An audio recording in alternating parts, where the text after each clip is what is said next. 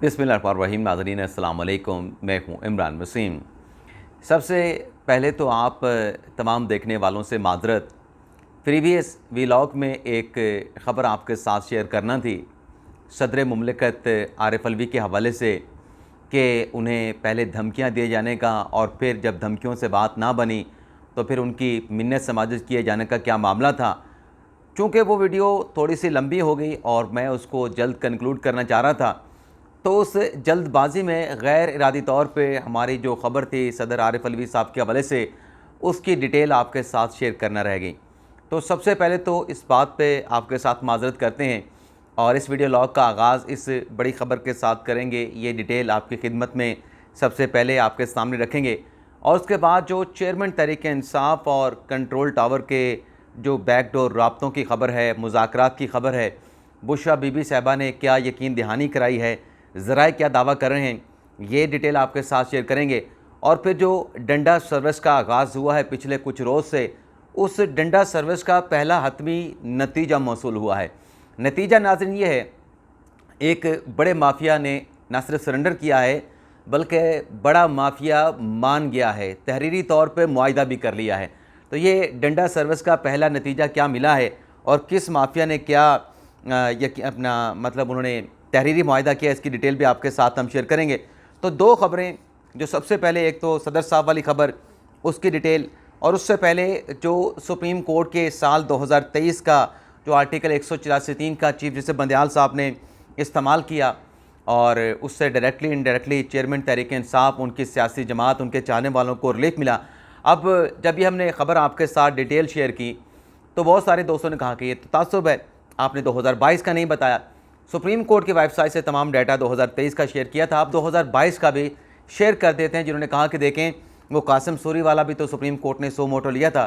तो वो दोस्त जो एतराज़ उठा रहे थे, सवाल कर रहे थे, उनको सारी डिटेल 2022 की भी उनकी खिदमत में पेश किए देते हैं। एक तो नाज़रीन, जो सबसे पहले जो सुप्रीम कोर्ट में जब बंदयाल साहब ने मनसब संभाला, चीफ जस्टिस पाकिस्तान का हल्फ उठाया, उनके सामने जो बड़ा केस आया, माफ़ कीजिएगा नाज़रीन, वो था आर्टिकल 63A की तशरीह का। आर्टिकल 63A की तशरीह के हवाले से सदारती रेफरेंस आया था। आर्टिकल 186 के तहत ये रेफरेंस सदर साहब भेजते हैं। तो ये उसकी समाज चल रही थी कि इस दौरान जो है वो कासिम सूरी साहब की रूलिंग आ गई, जिसमें अदम एतमाद की तहरीक के मामले को उड़ा दिया गया। हालांकि जब ये अदम एतमाद की तहरीक पर वोटिंग होना थी, जो सुप्रीम कोर्ट बार के उस वक्त के सदर थे एहसन बून साहब, वो एक पटिशन भी लेके आए थे और उस पर उन्होंने कहा था कि आप ये एक आइनी प्रोसेस है, अदम एतमाद आइन ऑप्शन देता है, इसको आप मुकम्मल कराएं। तो कासिम सूरी साहब ने वो जो साइफ़र का लेटर था उसको जवाब बना के जो अदम एतमाद की तहरीक थी उसको उड़ा दिया। उसके बाद फौरी तौर पे इमरान खान साहब ने कौमी असम्बली को तहलील कर दिया और आनन फ़ानन जो हमारे सदर साहब हैं अलवी साहब, उन्होंने कौमी असम्बली को तहलील कर दिया। अब इसके ऊपर जो दोस्त कहते हैं ना कि देखें, ये बंदयाल साहब के बाकी सारे सो मोटर तो हलाल थे, तो ये क्यों हराम, मतलब बाकी सारे सो मोटो हराम है, तो ये कासिम सूरी वाला कैसे हलाल हो गया। पहले तो आप नाज़रीन को ये बताएं कि जब किसी दरख्वास्त के बगैर सुप्रीम कोर्ट अज खुद नोटिस लेती है तो उससे एक बात तो इंडिकेट हो जाती है कि अदालत ने यह समझ लिया है कि बुनियादी हकूक़ की वायलेशन हुई है और उस चीज़ को रिवर्स अदालत करने जा रही है। आर्टिकल 184(3) सो मोटो का अख्तियार इस्तेमाल करके 99 केसेस में ऐसा ही होता है। एक आध केस में सुप्रीम कोर्ट अपना सो मोटो का जो नोटिस होती है उसको ड्रॉप कर लेती है, लेकिन मोस्टली केसेस में 99.9% जो है अदालत जिस चीज़ के ऊपर सो मोटो लेती है, जो वायलेशन होती है, उसको रिवर्स कराती है। तो कासिम सूरी की मामले पर जो सो मोटो लिया गया, उसे क्यों हलाल कहते हैं, उसकी वजह यह है कि वो सिर्फ बंदयाल साहब ने नहीं लिया था। वो सो मोटो लेने से पहले चीफ जस्टिस बंदयाल साहब के संडे का दिन था, उनके जो सरकारी रिहाइशगाह है वहाँ पे मीटिंग हुई थी। उस रोज़ जितने भी सुप्रीम कोर्ट के दस्तयाब जजेस से जुडिशल कॉलोनी में ग़ालिबन 12 या 13, आप वो अदालती फैसला जाके देख सकते हैं, 13 जजेस ने कहा कि ये आइन की वायलेशन हुई है। ये बंदयाल साहब ने कोई बेंच नहीं बनाया था, 13 जज ने कहा था कि इसके ऊपर आप कार्रवाई करें, आज खुद नोटिस लें और रिवर्स करें इसको।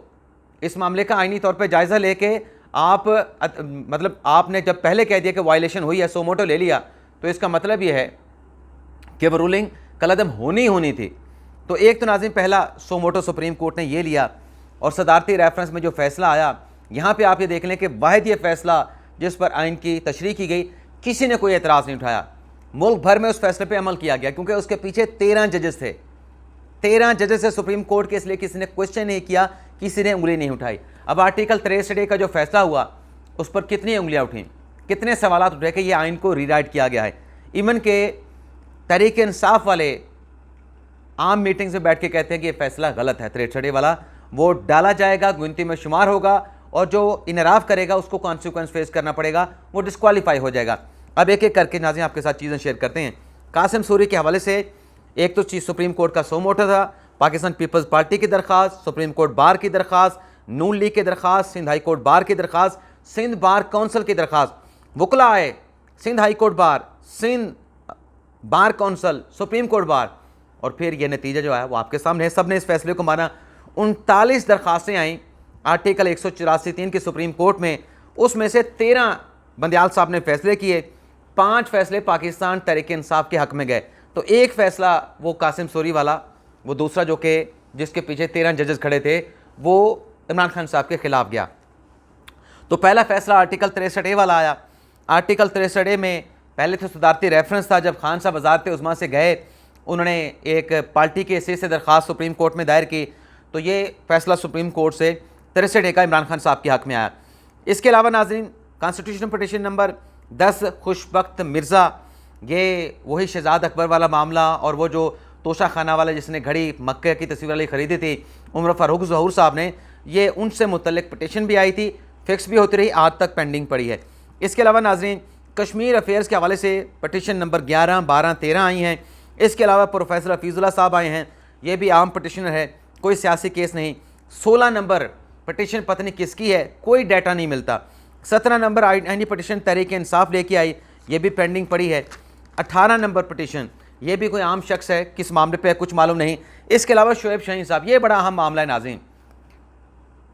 शोएब शाहीन साहब इस्लामाबाद हाई कोर्ट बार के सदर थे। इमरान खान साहब ने 25 मार्च का लॉन्ग मार्च लेके आना था। उन्होंने दरख्वास्त सुप्रीम कोर्ट में दायर की, ये तो रास्ते बंद कर दिए गए हैं, ये रास्ते खुलाएं, वकला अदालतों में नहीं आ सकते। सुप्रीम कोर्ट ने 24 को दरख्वास्त दायर हुई, 24 को समाअत करके इसके ऊपर फैसला सादर कर दिया कि इमरान खान साहब के रास्ते खोल दें और श्रीनगर हाईवे वाला H9 वाला ग्राउंड दे दें और खान साहब वहाँ पे जलसा करेंगे। इमरान खान साहब ने उस फैसले की वायलेशन की, फैसला उनके हक में आया, फिर भी वायलेशन की, उसके खिलाफ कंटेम्प्ट की प्रोसीडिंग का आगाज़ हुआ। आज तक उस केस का फैसला नहीं हो सका। याहिया अफरीदी साहब ने शोकास दिया था इमरान खान साहब को, ये तौहीन अदालत की दरख्वास्त पेंडिंग छोड़ के जा रहे हैं।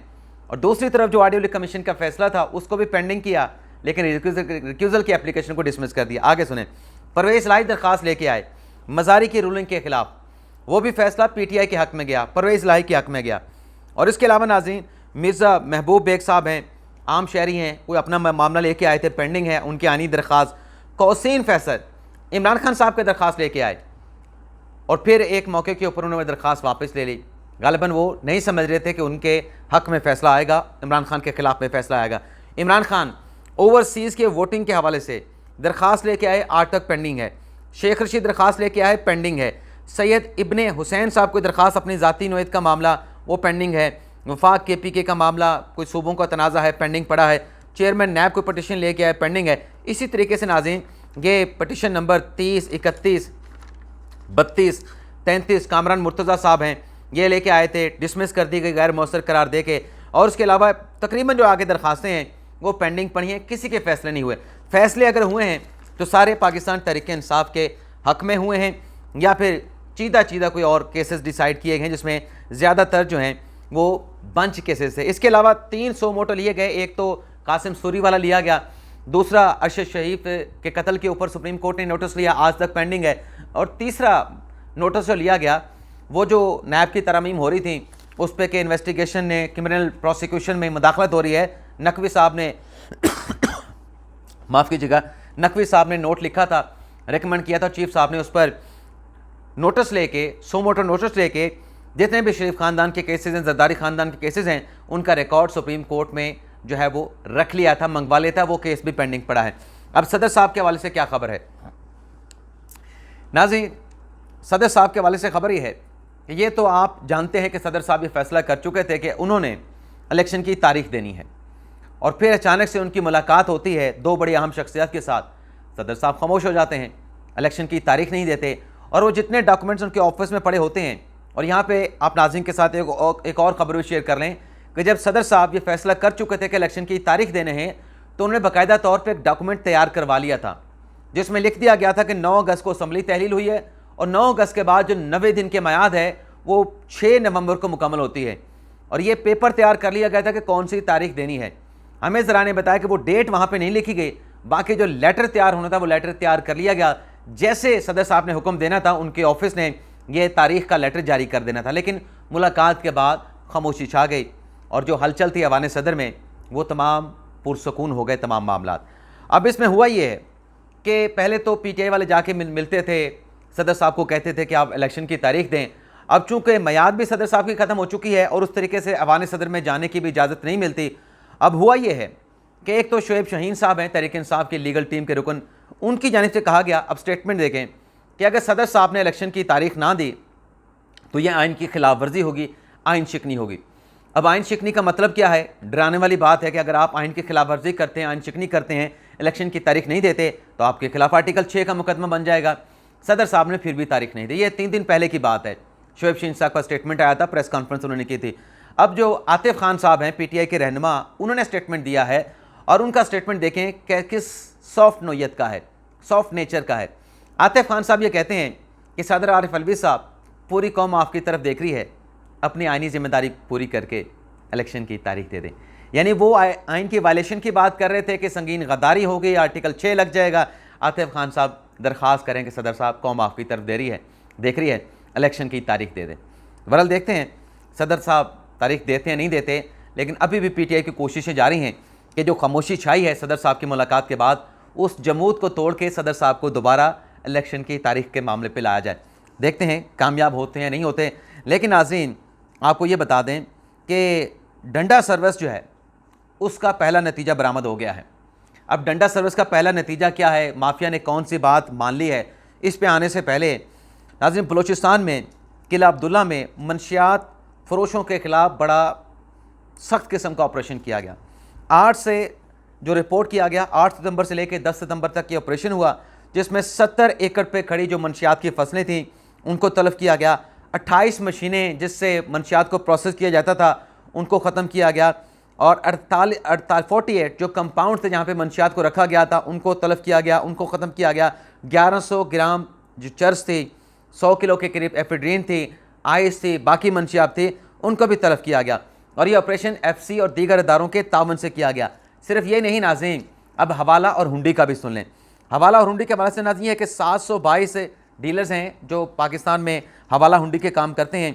205 पंजाब में हैं, 176 जो है वो सिंध में है, 183 KPK में है, 104 बलूचिस्तान में, इस्लामाबाद में 17 और AJK में 17।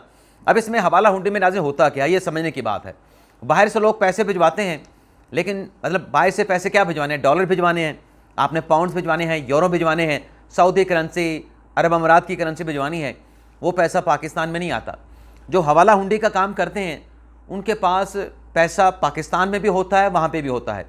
वहाँ पे वो पैसे ले लेते हैं कि ये पाकिस्तान में आपके जो अजीज़ हैं, जो आपके वालिदैन हैं, अजीज़ व अकारब हैं, उनको पहुँचा दिए जाएंगे। वो पैसा वहाँ पे पड़ा रहता है। यहाँ पे जो इनका पैसा पड़ा होता है, इसको ऐसा करते हैं कि वो पाकिस्तानी रुपयों में उनके रिश्तेदारों को 1-2 रुपये, 3 रुपये, 5 रुपये ज़्यादा करके उनके अजीज़ व अकारब को पहुँचा देते हैं।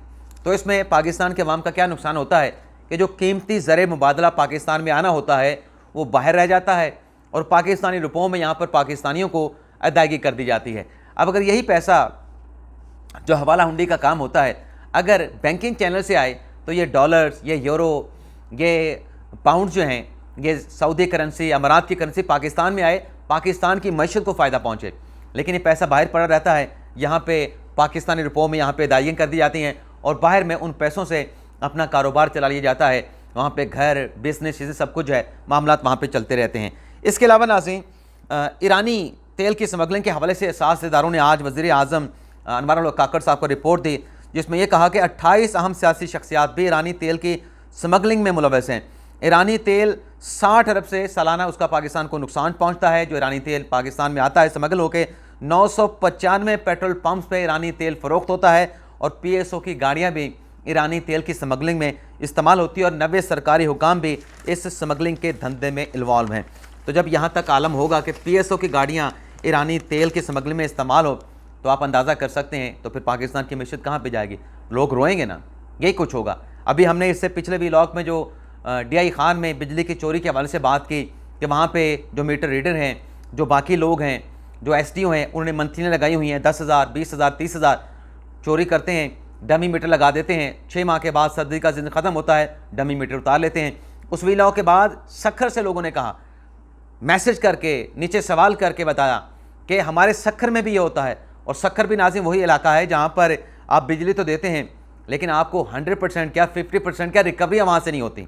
तो ये डंडा चल रहा है और डंडे का पहला नतीजा नाज़िम ये निकला है कि जो चीनी माफिया है, जो पंजाब के शुगर मिल मालकान है, उनकी तरफ से पंजाब हुकूमत के साथ जो मुज़ाकरात चल रहे थे वो कामयाब हो गए हैं और शुगर मिल मालकान ने पंजाब हुकूमत को 140 रुपये में जो चीनी है वो देने का मुआहदा कर लिया है। और इसमें नाज़रीन ये मुज़ाकरात कामयाब भी हुए हैं। लेकिन आज यहाँ पे सवाल ये है कि जो लूट मार की गई पिछले चंद रोज़ से, जो महंगी बिजली चीनी फ़रोख्त की गई, उसके ख़िलाफ़ कोई कार्रवाई होगी या इस माहदे के बाद मामलात ख़त्म हो जाएंगे।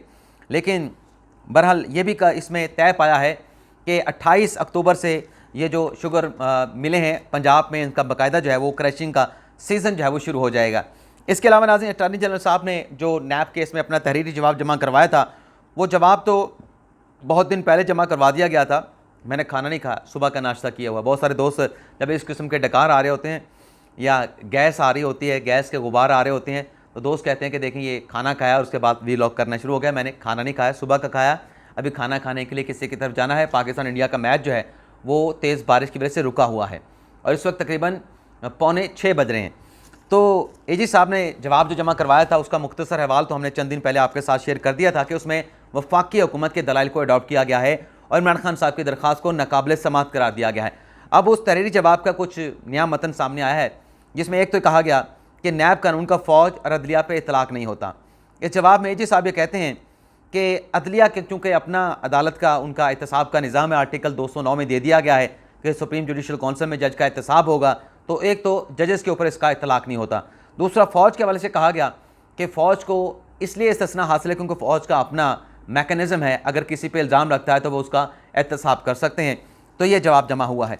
अब आ जाते हैं जो बैकडोर राब्तों के हवाले से ख़बरें चल रही हैं। एक तो नाज़रीन ये ख़बर चली चैनल्स पे, अपना सोशल मीडिया पे ख़ास तौर पे, कि जो मुलाकात हुई है सदर मुमलिकत आरिफ अलवी की मोहम्मद अली दुरानी साहब, साबिक़ वज़ीर मुमलिकत हैं, साबिक़ सेनेटर हैं, काफ लीग के वज़ीर मुमलिकत रहे, काफ लीग ने सेनेटर मुंतखब किया और इस्टेब्लिशमेंट के साथ इनके अच्छे ताल्लुकात जो है वो समझे जाते हैं। पिछले दिनों जब नून लीग की क़यादत जो है वो जेल में थी, शहबाज शरीफ साहब, तब भी और मुख्तलिफ़ मामलात में हमने देखा कि मुल्क में जारी जो एक सियासी मुखासमत थी उसको नीचे लाने के लिए, जो सियासी टेम्परेचर ऊपर था उसको नीचे लाने के लिए मोहम्मद अली दुरानी साहब अपना किरदार अदा करते रहे। अब ये जो मुलाकात हुई है मोहम्मद अली दुरानी साहब की सदर के हवाले से, इस हवाले से कुछ हमारे साथी दोस्तों ने कहा कि ये पैगाम लेके गए थे कोई इस्टेब्लिशमेंट का, और पैगाम ये दिया गया है कि इमरान खान को जो है वो मुज़ाकरात में जो है वो इंगेज किया जाए, PTI को इंगेज किया जाए, ताकि मुल्क में इस्तेहकाम, जो स्टेबिलिटी है वो इमरान खान साहब को अगर आ जाते हैं मुज़ाकरात की टेबल पे तो मुल्क में इस्तेहकाम आएगा। लेकिन आज ये तो एक हमारे साथियों का मौक़िफ़ आ गया। बात यह है कि इस्टेब्लिशमेंट को मुज़ाकरात के लिए मोहम्मद अली दुरानी को भिजवाने की क्या ज़रूरत है, जब इमरान खान साहब खुद राज़ी हो चुके हैं, खुद बयान दे चुके हैं कि मैं मुज़ाकरात करने के लिए तैयार हूँ, हर किसी के साथ बैठने के लिए तैयार हूँ, तो फिर इस्टेब्लिशमेंट को उनके पास बंदा भेजने की क्या ज़रूरत है। अटक में जेल में जाके बराह रास्त मुज़ाकरात भी हो सकते हैं। अब जो मुझे ज़राए ने जो चीज़ें दी हैं, मुझे उन्होंने बताया, मैंने कुछ लोगों को, कुछ दोस्तों को ज़राए को खरीदने की कोशिश की। उन्हें कहा यह भी तो हो सकता है जो कहा गया कि मोहम्मद अली दुरानी हमारी तरफ से गया, ये भी तो हो सकता है कि मोहम्मद अली दुरानी को मुज़ाकरात करने के लिए, कोई एक यकीन दहानी कराने के लिए बुलाया गया हो, यानी मोहम्मद अली दुरानी को भेजा ना गया हो बल्कि सदर साहब ने बुलाया गया हो। और फिर ज़रा ने यह भी कहा कि आप ये भी पता करें कि सदर साहब इस हफ़्ते, यानी आज तो संडे का दिन है, पिछले हफ्ते क्या लाहौर गए थे। हमने आपके साथ पिछले संडे को खबर शेयर की थी कि पीर को जाएंगे, पीर को नहीं गए थे लेकिन बाद में लाहौर गए थे। ज़रा ने बताया कि ये भी देखें ना कि सदर साहब ने लाहौर पे कितने दिन क़याम किया, किन के साथ मुलाकात की, और फिर ये भी कहा गया कि हो सकता है कि सदर साहब ने बुला के उन्हें इस्टेब्लिशमेंट को पैगाम देने के लिए कहा गया हो। तो ये दोनों तरफ से देखें। हमारे ज़रा ने कहा कि इस मामले को आप सिंगल साइड से न देखें, दोनों साइड से देखें। और फिर उन्होंने मुझे बताया, जब मैंने कहा भी आप सीधी सीधी बात करें, मुझसे पहेलियाँ ना बुझवाएं, तो उन्होंने कहा जी बुशरा बीबी साहबा का पैगाम, बल्कि उन्होंने यकीन दहानी करवाई है, उन्होंने यकीन दहानी कराई है, उन्होंने पैगाम दिया है कि हम मुज़ाकरात करना चाहते हैं, हमारे साथ बैठें, हमारे साथ बातचीत करें, मामलात को सेटल करें। अब हमारे ज़राए का ये दावा है, मैं दावे का लफ्ज़ इस्तेमाल कर रहा हूँ, हमारे ज़राए का ये दावा है कि बुशरा बीबी साहबा ने सफ़ेद झंडा लहरा दिया है। यानी जो कहा जाता है ना कि आसिम मुनीर शाह साहब का रास्ता कहा क्या जाता है, ये तो ऑन द रिकॉर्ड है, ये चीज़ें रिकॉर्ड पे मौजूद है कि खान साहब ने आसिम मुनीर शाह साहब का रास्ता रोकने की कोशिश की, उनकी तकर्री रोकने के लिए लॉन्ग मार्च किया, लेकिन कतई नज़र इस बहस में जाए बगैर बुशरा बीबी साहबा ने सफ़ेद झंडा लहराया और ये कहा है कि हमारा आसिम मुनीर शाह साहब के साथ कोई मसला नहीं है, हमारा जो भी मसला था वो था जनरल बाजवा के साथ, जनरल बाजवा चला गया, हमारा उसके साथ जो भी था झगड़ा था, इख्तलाफ था, आसिम मुनीर शाह साहब के साथ हमारा कोई मसला नहीं, हम बातचीत करने के लिए तैयार हैं, जैसे कहते हैं वैसे करने के लिए तैयार हैं, लेकिन ये सब कुछ ख़त्म हो, ये सब कुछ ख़त्म हो और लेवल प्लेइंग फील्ड हो। और ये पैगाम दिया गया, यकीन दहानी कराई गई कि हमारी किसी के साथ कोई लड़ाई नहीं। तो उसमें एक और बात ये कही गई, एक मिसाल दी गई कि देखें अगर हमारा झगड़ा होता, हमारा कोई शोधा के हवाले से ऐसा कोई इंटेंट होती, तो हम 6 सितंबर भी तो हमने मनाया है, 6 सितंबर का दिन हमने शोधा को खराज तहसीन पेश किया है, शोधा की कुर्बानियों को जो है वो बताया है, हमने सेलिब्रेट किया है 6 सितंबर का दिन। तो हम कैसे अपनी फ़ौज से अलग हो सकते हैं? और आसिम मुनीर शाह साहब से हमारा कोई इख्तलाफ नहीं।